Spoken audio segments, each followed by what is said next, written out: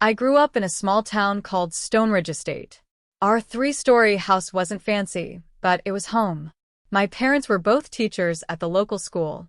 They made sure my sister Alyssa and I always had what we needed, even though we didn't have much money. They were amazing at making a teacher's salary stretch, and somehow, they always made it work. Alyssa was my older sister, my best friend, and everything I wasn't. While I loved spending time with books and sketching quietly, Alyssa was full of energy and always lit up every room she walked into.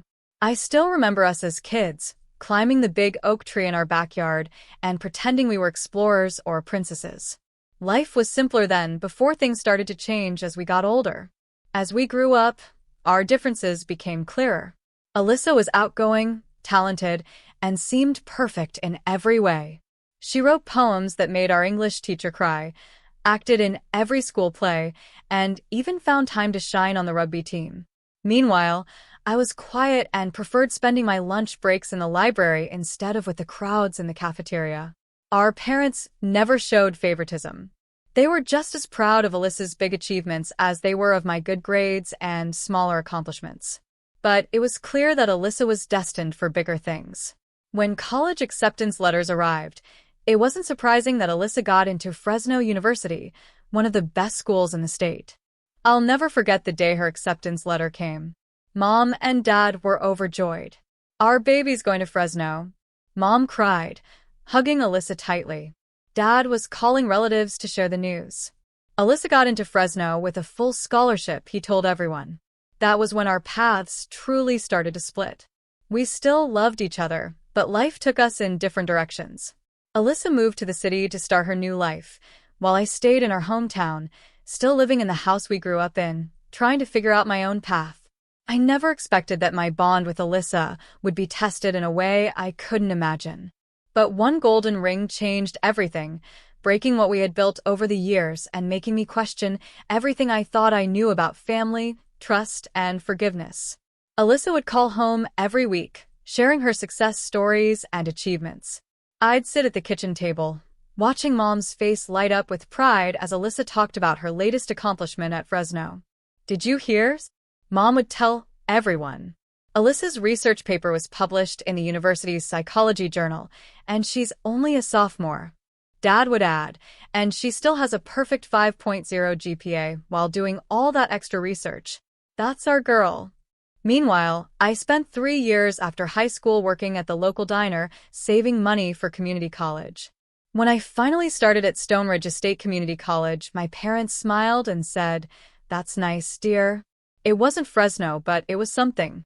Alyssa was on TV again yesterday, Mom said during dinner one night. They interviewed her about her research on childhood development. She looked so professional. "That's great," I muttered, barely touching my food. I worked hard at school, but getting an A++ in Intro to Business didn't seem to matter compared to Alyssa's published papers and TV appearances. My achievements felt small, like a candle next to her spotlight. After I graduated, reality hit hard. Alyssa had already landed a job at Preston Medical Center and was becoming a rising star in their psychology department. Meanwhile, I was handing out resumes to local businesses and not getting any calls back. That's how I ended up working at Aunt Kate's store as an assistant administrator. She gave me the job with that familiar look of pity I was getting used to. "It's just temporary," she said, showing me around, "until you find something better for someone with a degree." Then everything changed with one phone call. Alyssa called one Friday evening, her voice full of excitement. "Mom, Dad, I met someone," she said on speakerphone. "His name is Sam, and he's a lawyer at Blackwell and Associates. His family owns half the buildings downtown." I watched as Mom and Dad exchanged looks of approval. Of course, Alyssa would find someone as successful as she was. "He's taking me to Rome next month," Alyssa added. "His family has an apartment there. Can you believe it?" "That's wonderful, sweetheart," Mom exclaimed, while Dad beamed with pride. I sat there in my old sweatpants, still living in my childhood bedroom and making minimum wage at my aunt's store. The difference between Alyssa and me couldn't have been clearer. Alyssa was a successful psychologist dating a wealthy lawyer, while I was the sister who couldn't seem to get her life on track. "When do we get to meet him?" Mom asked eagerly. Soon, Alyssa said. He's taking me to that new French restaurant this weekend, but maybe next week we can come for dinner. I left the kitchen before they could see the tears in my eyes. It's not that I wasn't happy for Alyssa. I was. But every time she succeeded, it felt like it made my failures stand out even more. Every step forward she took seemed to push me 3 steps back. Holidays became all about Alyssa's exciting life. She'd arrive at our parents' house like a celebrity, full of stories about important clients, big therapy breakthroughs, and glamorous dates with Sam. And then the CEO himself thanked me in front of the entire board, she said over Thanksgiving dinner, while I quietly passed the mashed potatoes. Tell them about the conference in Boston, honey, Mom said proudly. I sat there in my work clothes from the store, still living at home, because minimum wage wasn't enough to afford my own apartment. Even with my aunt's employee discount, I couldn't save enough to move out. Then came the announcement we all saw coming. It was during Christmas dinner, when Alyssa stood up with Sam next to her, both smiling from ear to ear. We're getting married, she squealed, holding out her hand to show off a stunning gold ring with a sparkling diamond. It's been in my family for generations, Sam explained. My great-grandfather gave it to my great-grandmother in 1923. Mom burst into happy tears. Dad opened his best bottle of wine.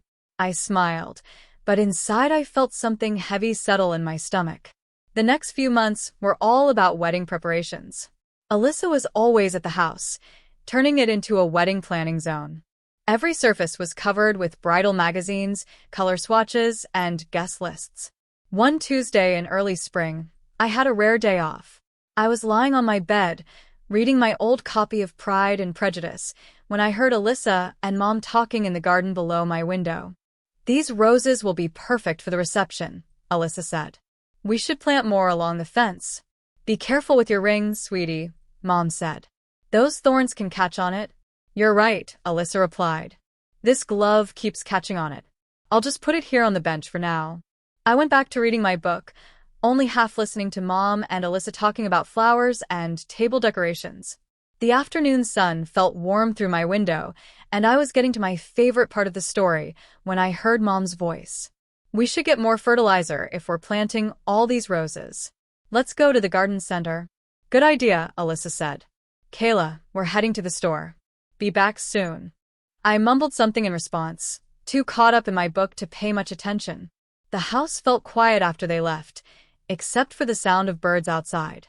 When they came back, the calm was broken by Alyssa's panicked voice. Mom.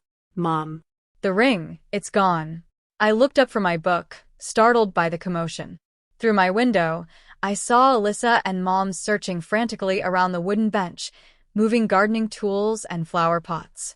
It was right here, Alyssa said, her voice rising. I put on the bench.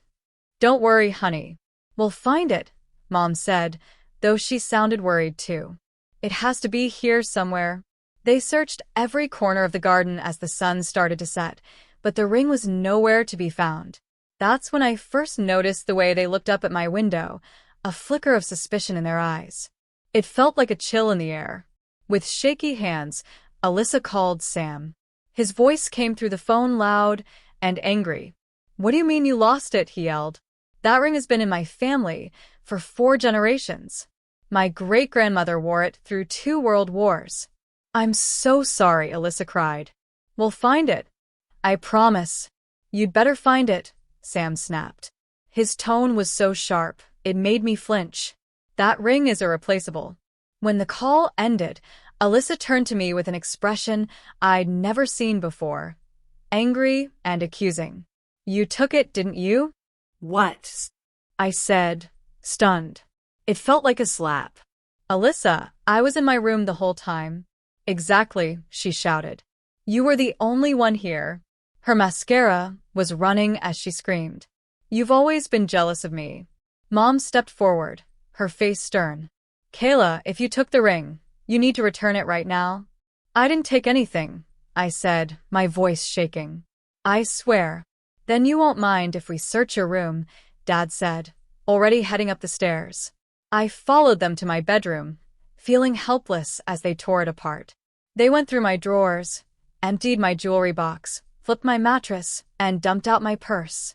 My books were scattered all over the floor, clothes were thrown everywhere, and even my private diary was read, page by page.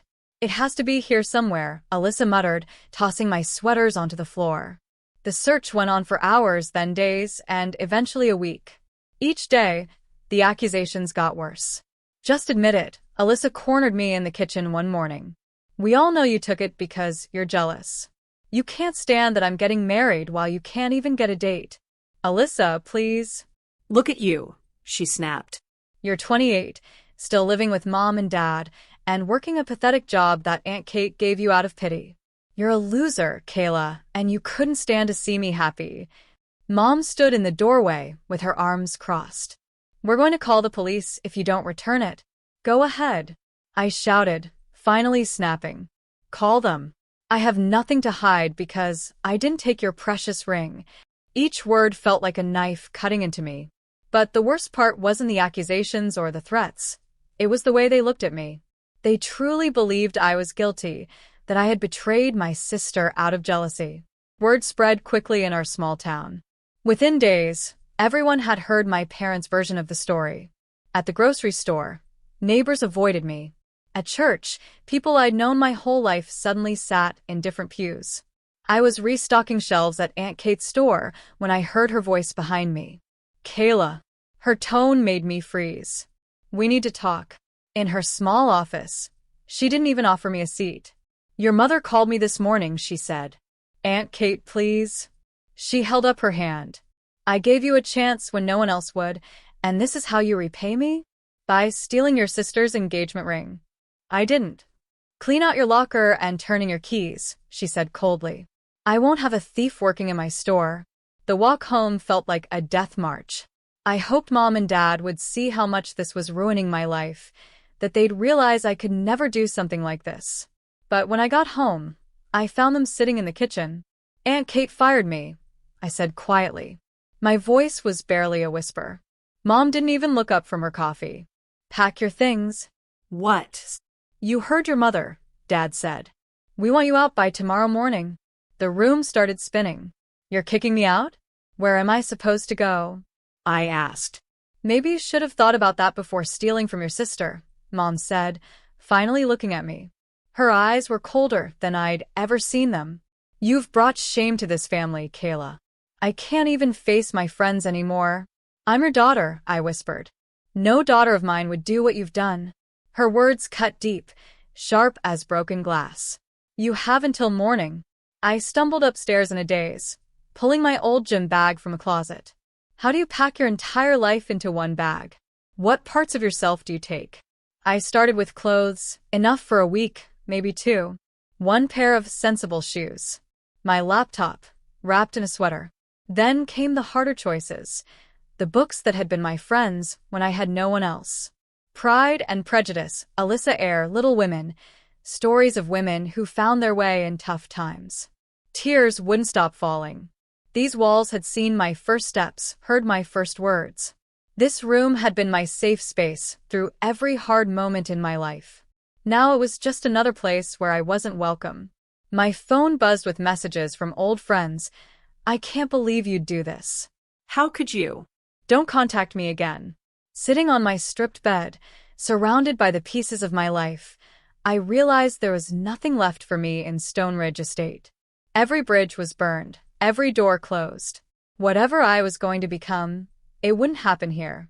I had to leave, not just this house, but this town, these memories, and this life that had turned into a prison of blame and distrust. Somewhere out there, I had to believe, was a place where I could start over. A place where no one knew me as the sister who stole the ring, the daughter who betrayed her family, or the girl who wasn't good enough. At 2 a.m., staring at my phone's contact list, I remembered Elizabeth. We'd been close in college before life pulled us in different directions. My hands shook as I dialed her number, hoping she still used it. "Kayla?" Her voice was groggy. "What's wrong?" The whole story spilled out of me between sobs. When I was done, there was a long silence. "I have a spare room," Elizabeth finally said. "I'm in Seattle now. It's not much, but it's yours if you want it." I checked my bank account. $415.22. Just enough for a one-way bus ticket to Washington and maybe a meal or two. When can you come? Elizabeth asked. Tomorrow, I said. I have to leave tomorrow, I whispered. The bus ride took 3 days.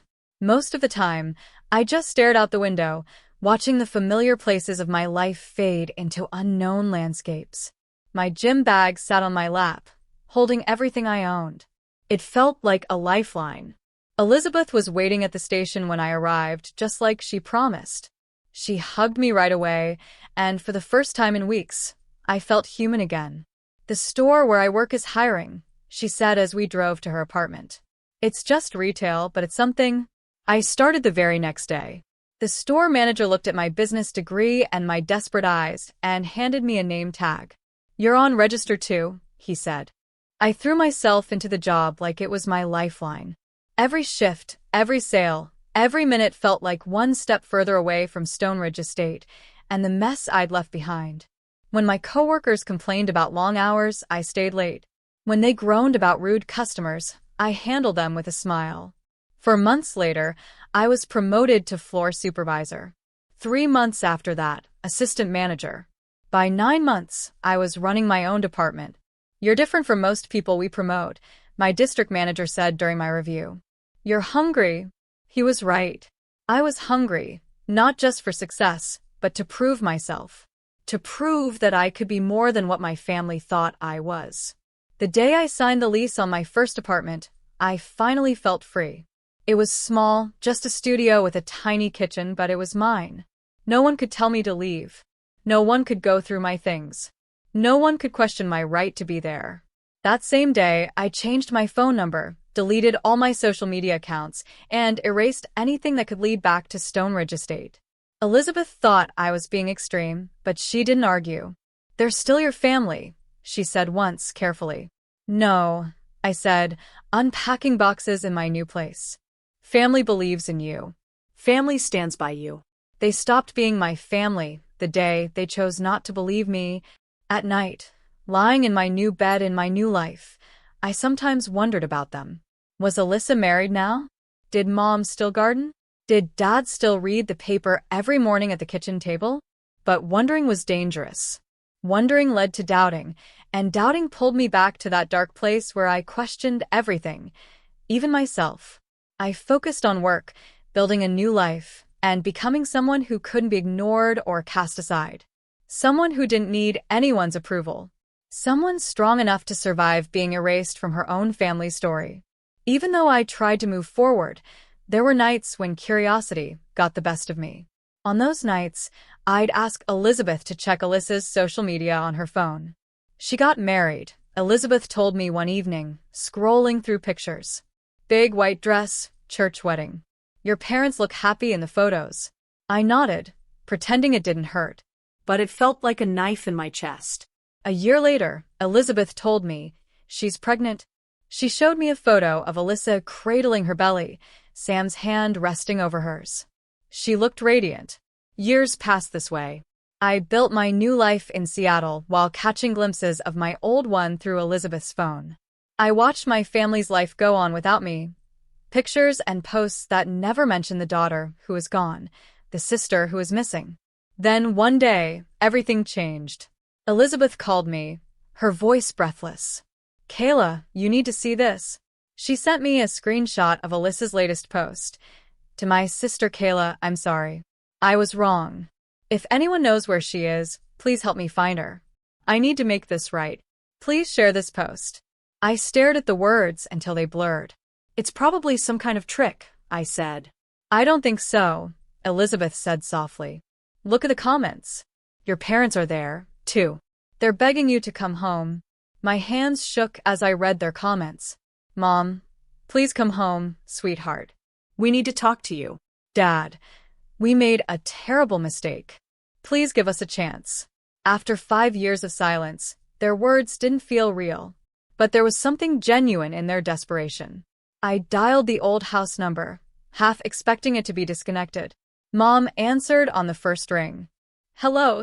Her voice hadn't changed. It's me, I said quietly. There was a sharp intake of breath, then, Kayla. Oh God, Kayla. I could hear her crying and calling for Dad. Their voices tumbled over each other. Please come home. We need to see you, they said. There's something you need to know. I can come next weekend, I heard myself say. The drive back to Stoneridge Estate was the longest of my life. Each mile brought back memories I had tried to bury. When I arrived, the town looked exactly the same, as if nothing had changed while I'd been gone. Alyssa's car was in the driveway. My heart pounded as I pulled up. I walked up the familiar path to the front door. They were all waiting in the living room. Mom, Dad, and Alyssa. 5 years had changed them, too. Mom's hair was grayer, Dad's seemed smaller, and Alyssa was holding a sleeping little boy, about 5 years old, on her lap. We found it, Mom said, her voice trembling. The ring. We found it. Dad stepped forward. We were replanting the roses last week, and there it was tangled in the roots. Right where I knocked it off the bench that day, Alyssa finished, tears streaming down her face. The ring fell, and then we covered it with soil while planting.